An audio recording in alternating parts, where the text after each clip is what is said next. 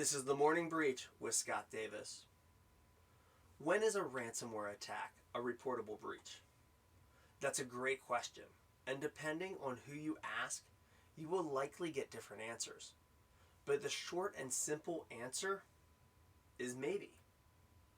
The first thing that you have to understand is what is your obligation to notify. And that starts with the understanding of what data was accessed or potentially accessed by an unauthorized person.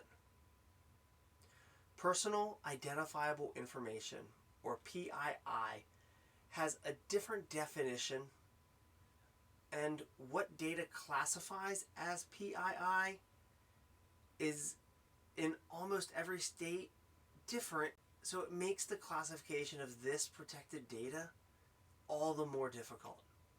Generally, protected data can be a person's full name, home address, email address, social security number, passport number, driver's license, credit card numbers, dates of birth, or other data that could identify a person. Some states like Illinois are even beginning to include biometrics to the definition as well. To a degree, every organization and business is storing protected data. If not of your clients, you have data from your own staff that typically includes their names, social security numbers, driver's license, health information, and more just in their hiring documentation. If you own a business, you should start to classify this and any data that is stored which can identify or be used to identify a person and where that data resides. You should also document the state of residence of the person that can be identified, as well trying to find out if they're dual citizens, because in some cases you may have to follow international regulations like GDPR as well. Next, you have to understand where your data is and how it's secured.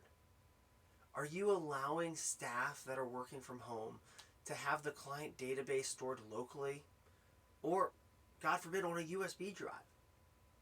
Or for home health services, do you have patient health records being stored locally on a computer to work offline? You have to ask these questions to understand what your risk is. The final step is knowing what goes on with your data. Many forensic investigations after the cyber attack may find no evidence that protected data was exfiltrated, but typically they also show there is no evidence that it wasn't either. So do I have to report a breach with ransomware?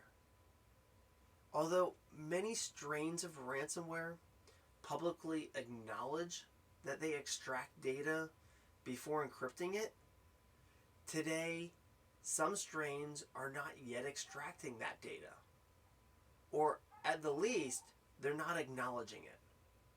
But that will likely change over time. If an attacker exfiltrated and encrypted your protected data, it sounds like a breach to me, as the attacker accessed the data, and unless you have the tools in place to ensure data was not transferred off of the network, you have to assume a breach is potential. So what if that protected data was already encrypted? Well, first, kudos to you. Now, this depends on the strength and setup of your internal encryption scheme. Eventually, all modern day encryption methods will likely be decryptable. As computers get faster, the time it takes to hack the decryption key reduces. So encrypted data today may not be secure data tomorrow. We have to understand the design and intention of these data breach and consumer rights disclosure laws are to force businesses and organizations to inform consumers when a breach may have or has occurred, at which point the consumer can then take steps to prevent harm from the disclosure of that data, like changing their passwords or getting a new credit card.